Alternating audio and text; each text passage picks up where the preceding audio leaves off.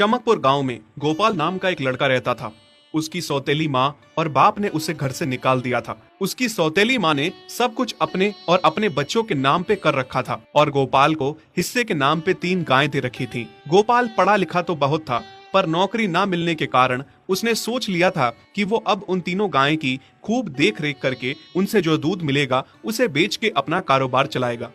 अब मैं बिल्कुल अकेला हो गया हूँ। गौ माता, तुम तीनों के अलावा मेरा अब कोई भी नहीं है। बस मेरा घर चलाने के लिए तुम तीनों को मेरी मदद करनी होगी। तीनों गायें बहुत ही हट्टी कट्टी और जवान थीं और रिश्ते में भी एक दूसरे की बहनें लगती थीं। चंपा, चमेली और मैना। मैना सबसे बड़ी और समझदार गाय थी। चंपा गर्भवती थी और चमेली को अभी अभी बच्चा हुआ था। वो दूध दे रही थी, जिसके दूध को बेच के गोपाल का थोड़ा बहुत घर चल रहा था। पर गोपाल को अब चंपा और मैना पे पूरा भरोसा था कि जब उनका बच्चा हो जाएगा तो वो खूब दूध देने लगेंगी और जिससे उसका कारोबार अच्छे से सेट हो जाएगा। देखा चमेली बहन, हमारे मालिक को कितनी उम्मीदें हैं हम तीनों से।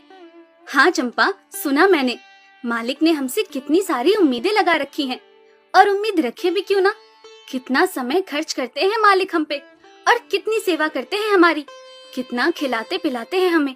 और फिर हम मालिक की उम्मीदों पे खरा ना उतरेंगी तो धिक्कार है हमारी जिंदगी पर। सही कह रही हो बहन तुम। चलो हम तो मालिक के लिए कुछ ना कुछ कर ही लेंगे। तुमने बच्चा दे दिया है, दूध भी दे रही हो, मैं भी गर्भवती हूँ। थोड़े दिनों में मैं भी बच्चे को जन्म दे दूंगी, फिर दूध भी देने लगूंगी। लेकिन इस मैना दीदी को देखो, हम दोनों से बड़ी हैं, एक बार भी बच्चा ना दे पाई आज तक। क्या इसका फर्ज नहीं बनता मालिक के लिए कुछ? ये तो बड़ी हैं, हमसे ज्यादा इसको मालिक के लिए करना चाहिए था। लेकिन हम छोटी होकर इतना सोच रहे हैं। तुम दोनों ऐसा क्यों कह रही हो? क्या गलत कह रहे हैं हम? सही तो कह रहे हैं। कितने सालों से बांझ पड़ी हो तुम। ऐसा कैसे कह सकती हो तुम? बच्चा देना ना देना मेरे हाथ में थोड़े ना है। मैं भी तो माँ बनना चाहती हूँ ना। मैं भी चाहती हूँ कि दूध दूँ और मालिक को मेरे दूध से कुछ फायदा हो। अरे तुम क्या बच्चा दोगी जो इतने सालों से नहीं दे पाई? तुम ये ख्वाब लेना बंद करो कि तुम बच्चा दोगी और तुम्हारे दूध से मालिक को कोई फायदा होगा।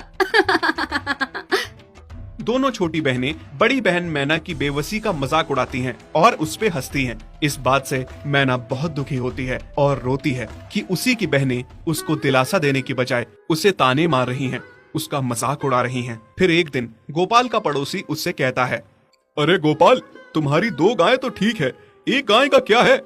उससे तुम्हें कोई फायदा नहीं है, बेच क्यों नहीं देते उसे? अरे नहीं नहीं भाई साहब, बेचना क्यों उसे? अभी बच्चा नहीं दे रही तो क्या पता कल वो बच्चा दे दे। कोई भी काम जल्दबाजी में नहीं करना चाहिए।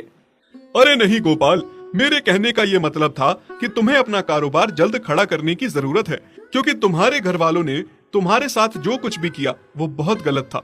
अब तुम्हें जो भी करना है अकेले ही करना है। आगे शादी भी तो करनी है तुम्हें, उसके लिए भी खूब पैसा कमाना पड़ेगा। जब तुम्हारी सारी गायें दूध देंगी तभी तो कारोबार अच्छा चलेगा ना।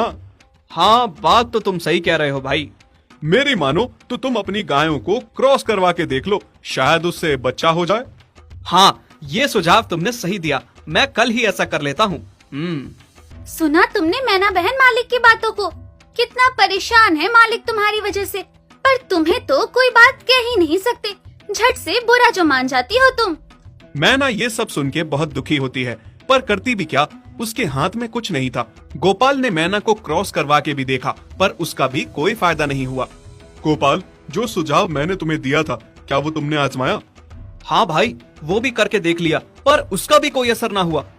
ये गाय किसी काम की नहीं है गोपाल, मेरी मानो तो इसे बेच दो। मैं सोच रहा हूँ एक बार फिर से क्रॉस करवा के देखता हूँ, शायद कोई बात बन जाए।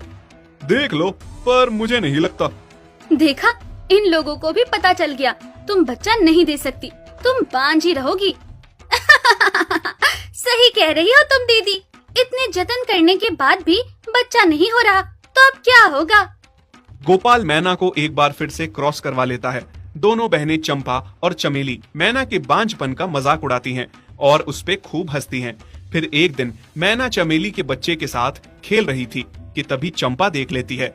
हाँ देख तो चमेली दीदी, ये मैना दीदी तेरे बच्चे के साथ क्या कर रही है? मुझे समझ में नहीं आ रहा, तू इस बांझ के साथ अपने बच्चे को कैसे छोड़ सकती है? जब मेरा बच्चा आ जाएगा